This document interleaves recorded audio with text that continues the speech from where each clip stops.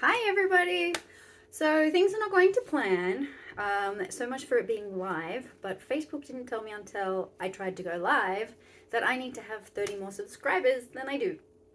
So hopefully all of you are subscribing now so that I can do a live next week. I'm going to turn this into a regular thing.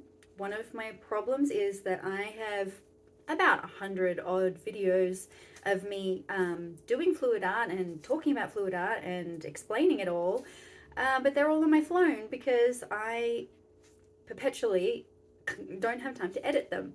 So that's where somebody proposed I go live, and so now I'm trying that and seeing how that feels. And so far, it feels really scary. Yay! Whew. Okay, so happy Valentine's Day.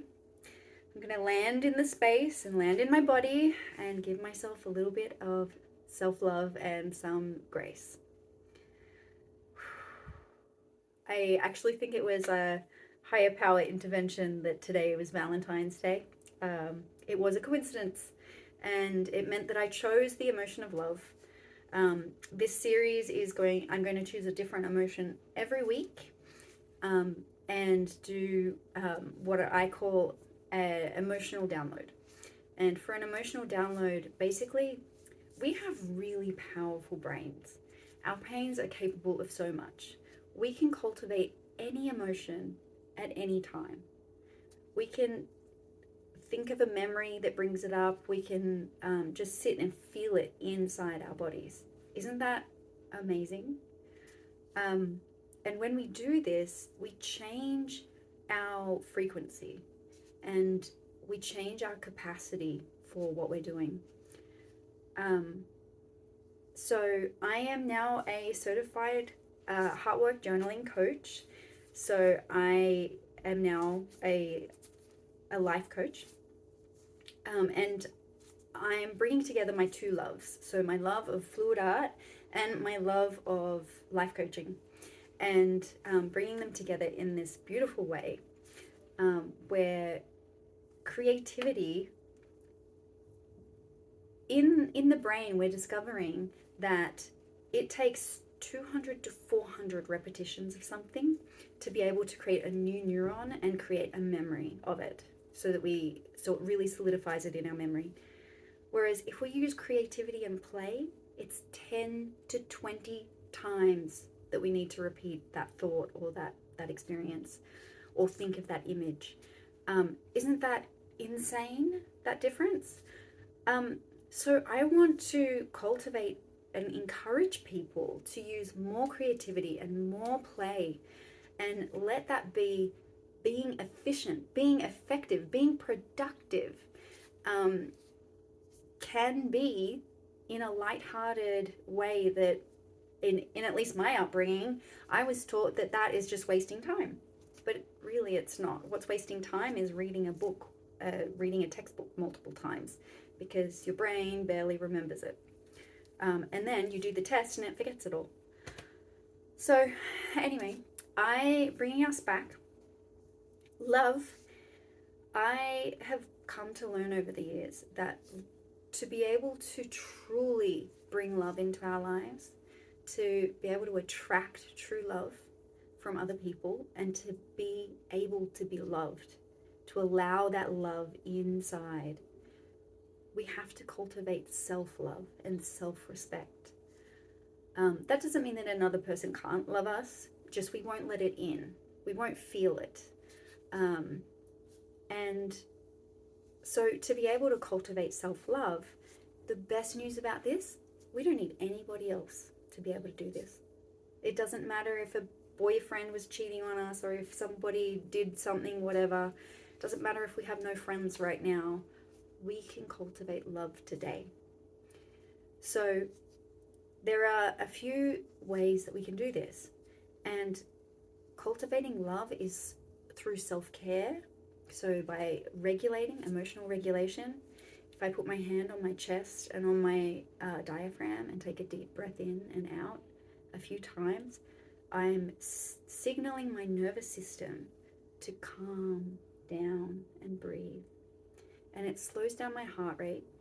It turns off If I've got my fight flight system is triggered, it'll turn all of that off and calm all of it down, bring me back into the present moment and allow me to be happy and to feel love. So if I would just do that right now, because I'm feeling pretty heightened from, you know, trying to go live and then that not working. So, and I encourage you to do this with me.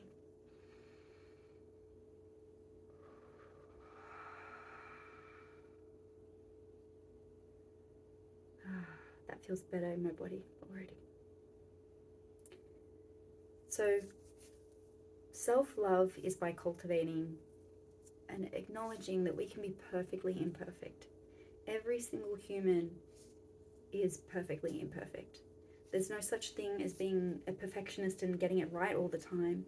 Perfectionism just means that we end up hurting ourselves and falling short and berating ourselves for not achieving the impossible goals and not making it to the moving goalposts that every time we get close, it moves further away.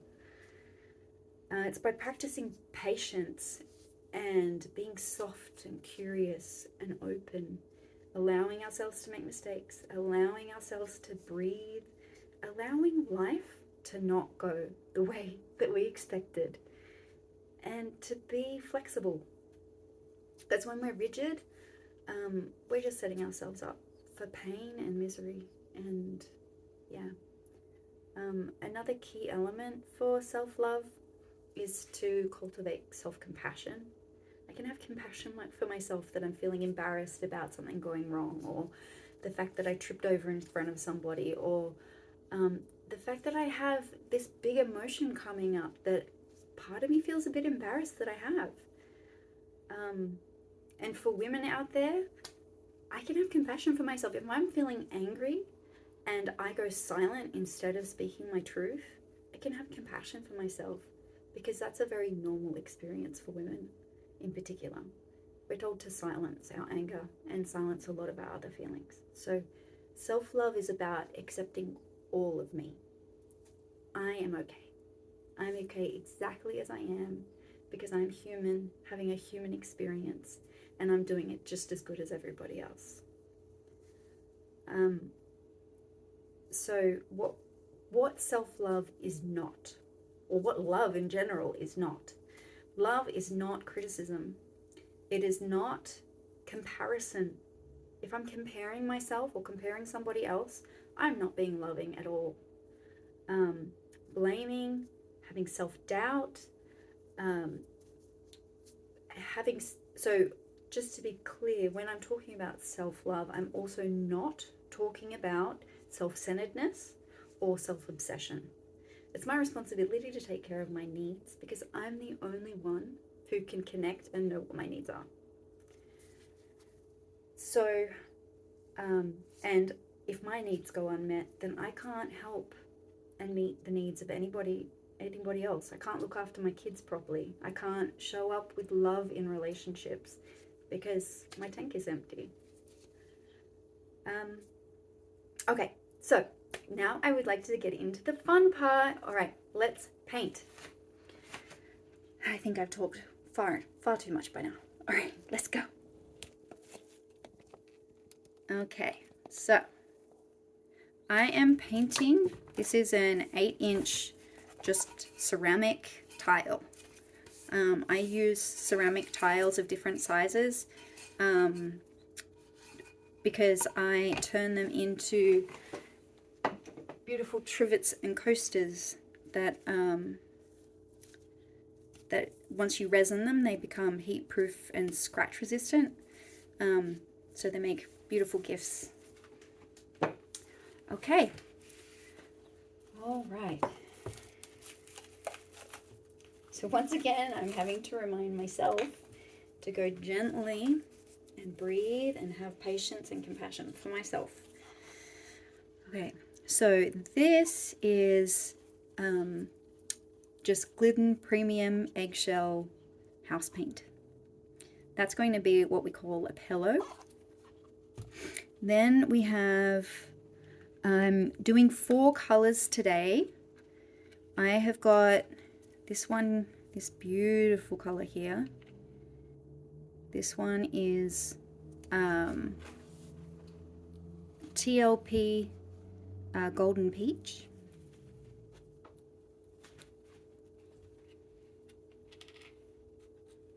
This one here, look at that rich, gorgeous color. Ooh, yummy. This is actually a combination. I'd already mixed up a little bit of Amsterdam Premium Red Violet, and now it has TLP Sangria. So I ran a little poll on the Shelly Art and the TLP Facebook communities to see which one should shine on Valentine's Day, and this little guy won by far, and I see why, because it's gorgeous.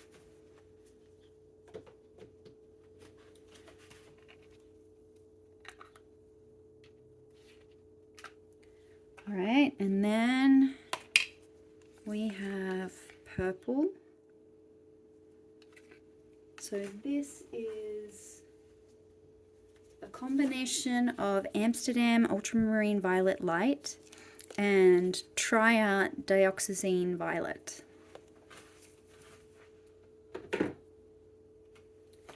And then last but not least, we have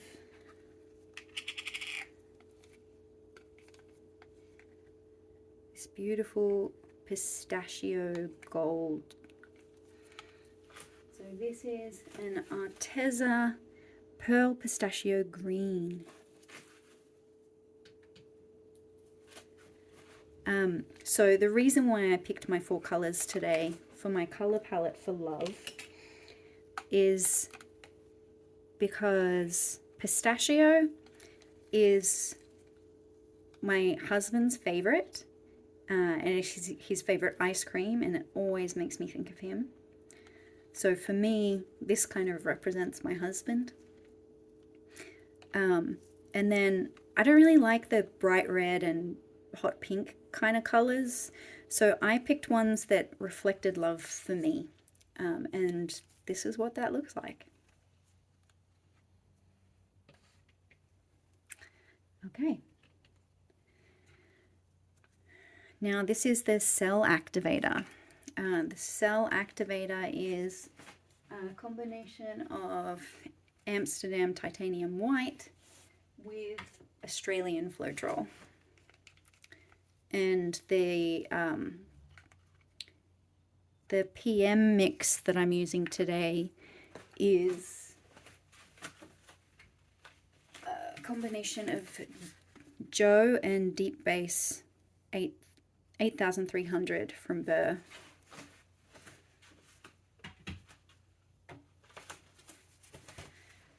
Okay, all right. I'm gonna just get anything off here. For once, I'm remembering to put on my gloves because I notoriously forget. Oh, I'm just gonna line you up a bit better there. There you go. All right.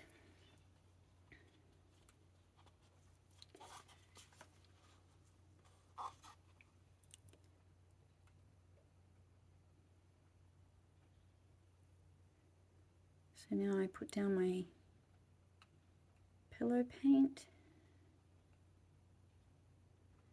kind of help it get out to the corners because they are hard to get out to.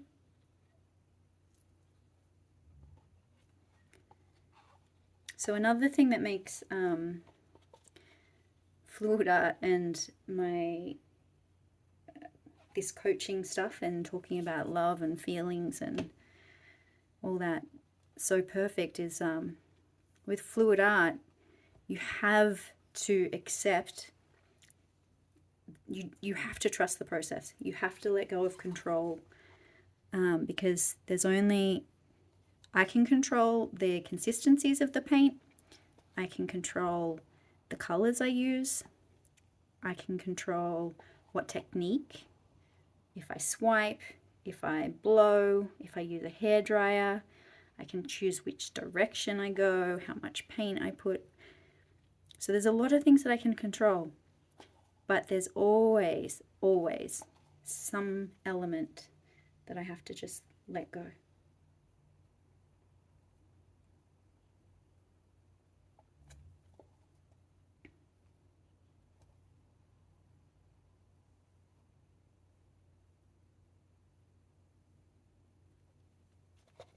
All right.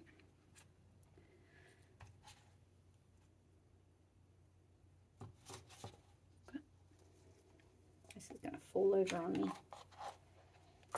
I'm not careful.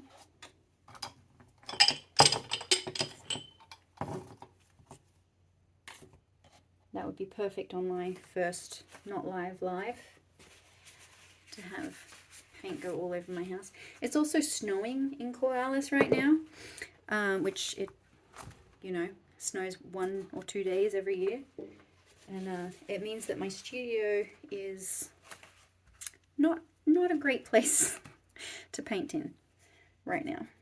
Okay, so I'm going to keep this painting a bit simple and go with a love. Cultivating love.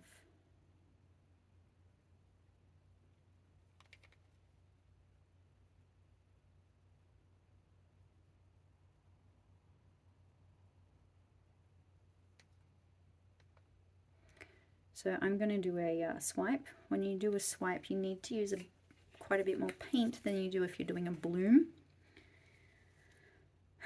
What color's next? I think let's do some golden peach.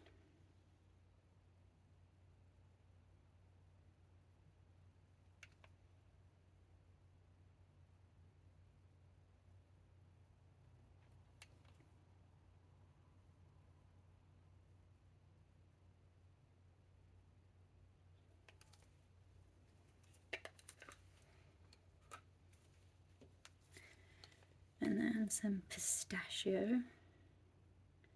This makes me hungry looking at it.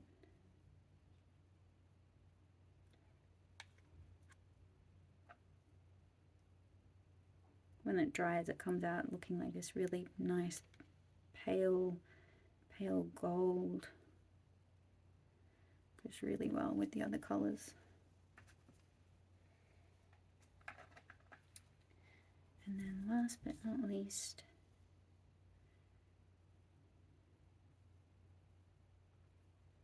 and I'm starting to lose my color off the edge.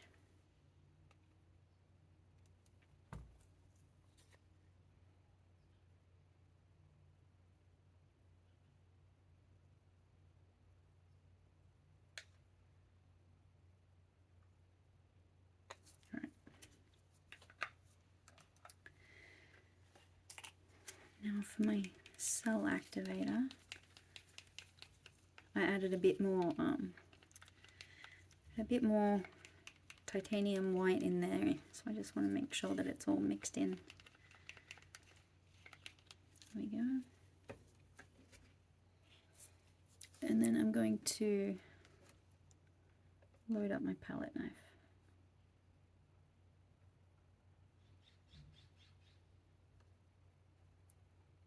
Because my CA is still a little bit thin, I find the thinner my CA is, the more CA I want to have on my palette knife.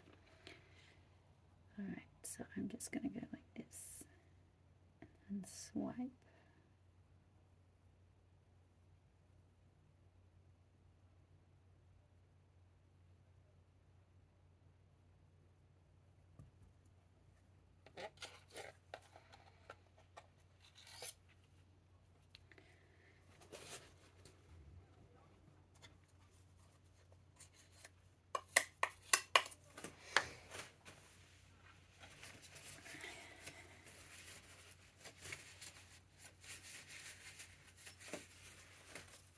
And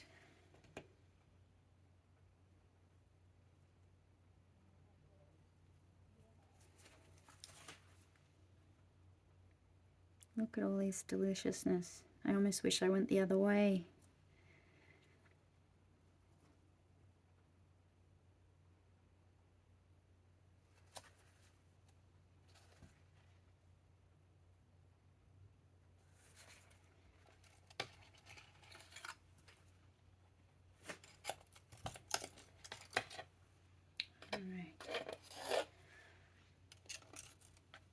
So now I want to get all my edges really well covered.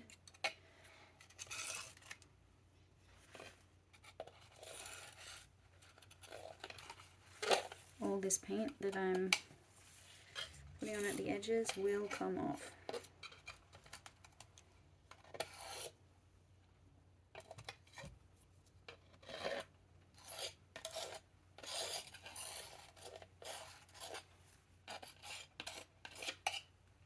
Oops.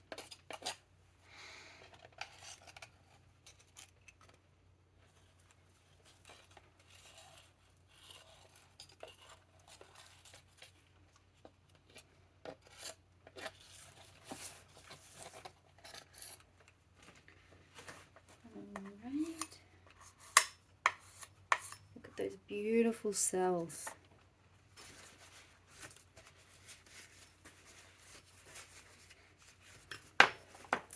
Let's give her a spin. So we use either a cake spinner or a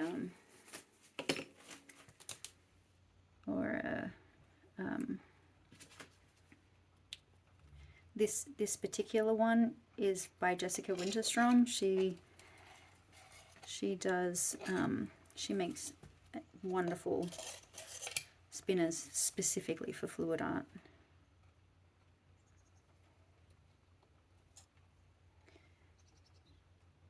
I got this one from her at a fluid art experience.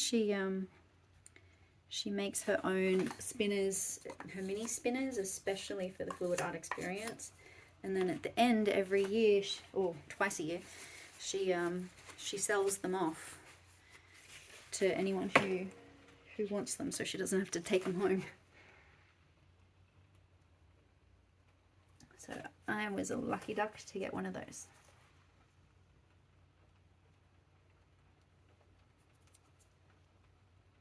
So the fluid art experience is coming up in March, middle of March, and it's going to be in Texas this time, and I'm going to be there. I'm going to be a TA with Jessica Winterstrom, so I'm very excited, looking forward to seeing her and everybody else. All right, now I just need to keep in mind not to let the paint come off the edge.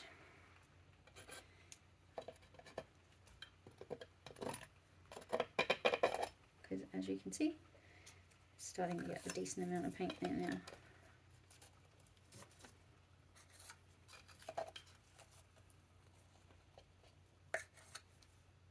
Oh no, don't do that. Gotta be careful with that. Ah, and I really liked that bit too.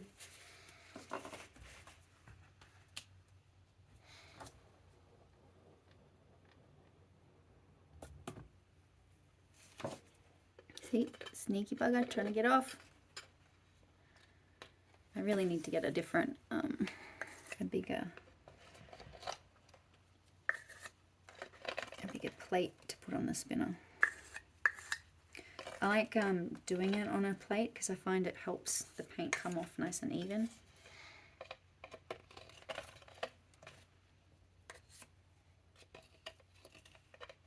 And it stops it, at least somewhat, from just going zhoosh all around. I know some people who use like puppy pools. That can be a good idea too.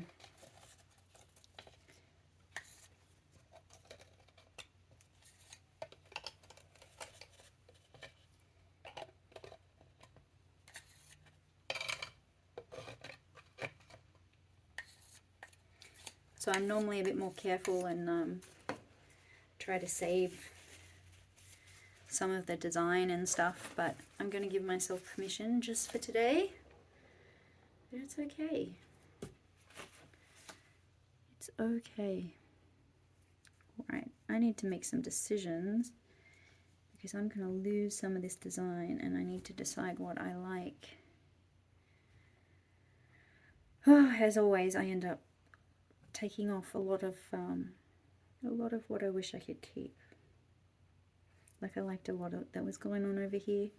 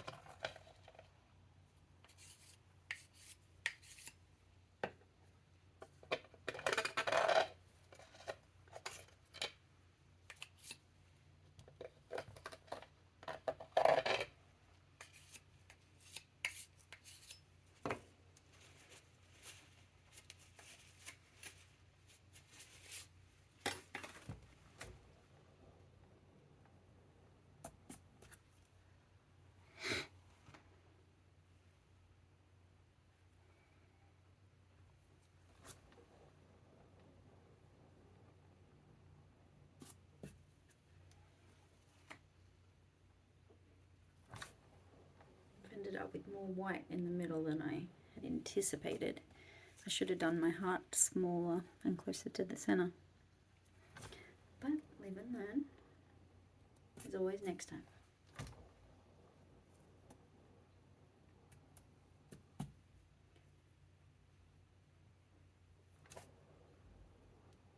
Just waiting for the paint to start coming off the edge.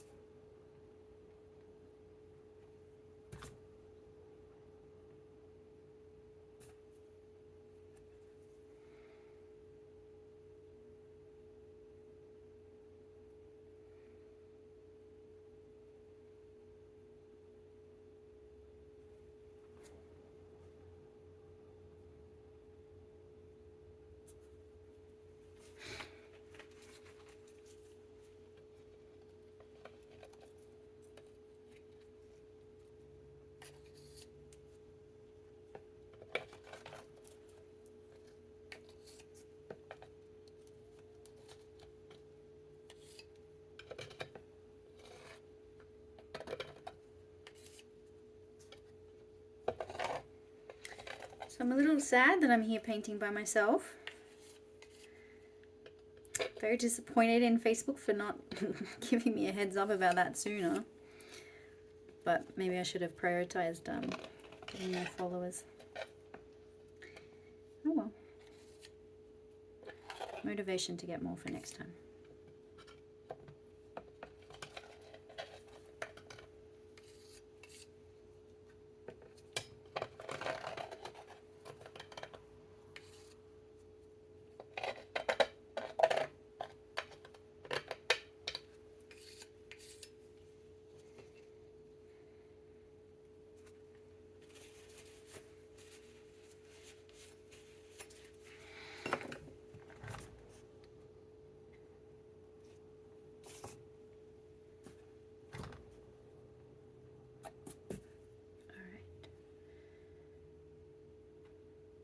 So I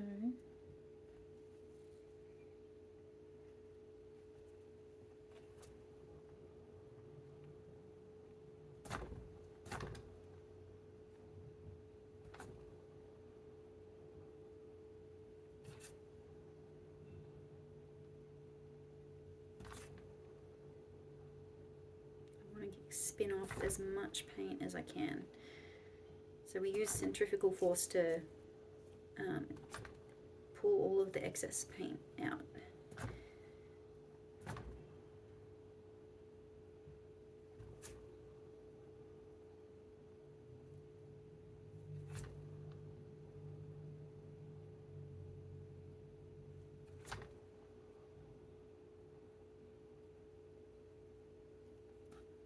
Alright, shall we see? I think we still have a decent amount of paint in the middle. It's not too bad.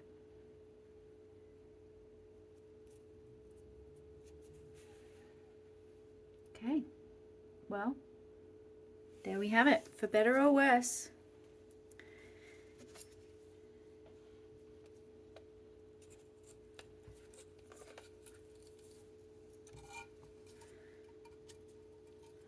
That's the piece right here.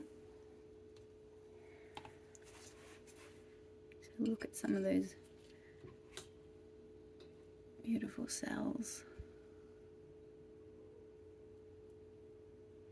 Can you see how that green is so subtle? It looks more like gold. It just kind of pulls the color palette slightly.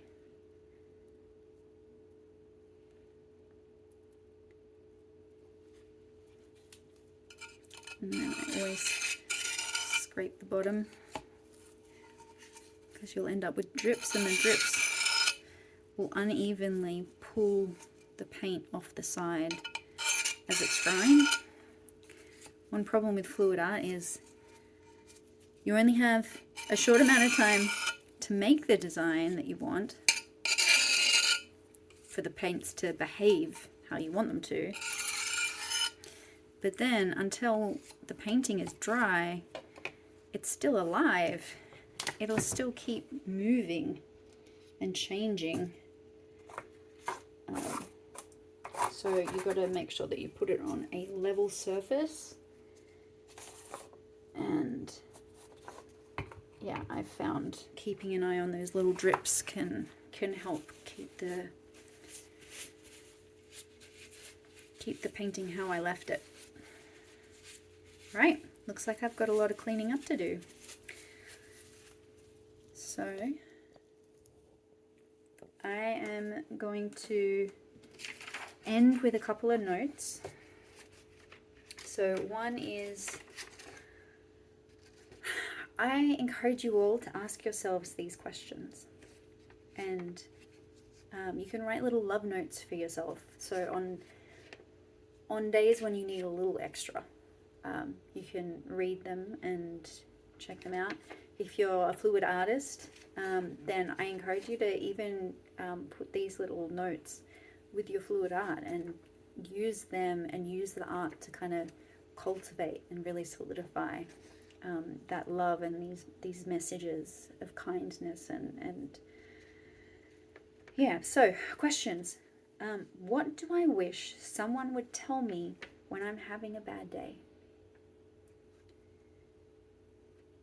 If I'm wanting to be more present, what would I tell myself? What would I tell a friend if they were wanting to be more grounded and more present?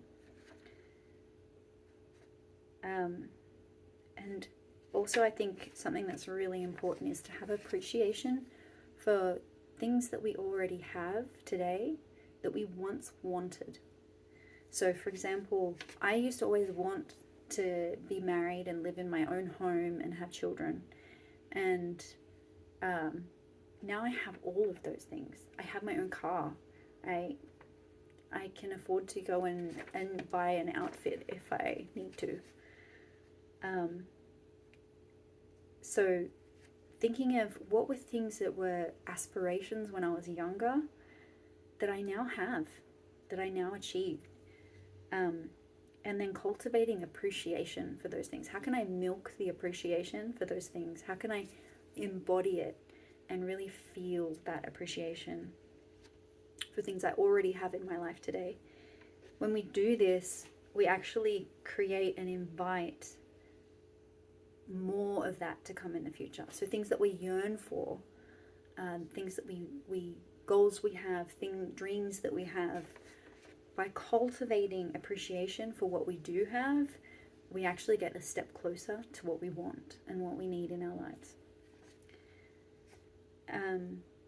I hope this was helpful, and I hope people enjoyed the hybrid of my two passions. Please let me know, give me feedback. I'd love to hear it. I want to know how to do this better, preferably live. And if you're interested or curious about anything that I've spoken about today, please get in touch with me. My website is goldenfluidart.com, and I offer a free before and after session if you're curious about my coaching or anything. And if you sign up within the next 24 hours from when I upload this video, I will give a 30% discount to any future coaching that comes out of it.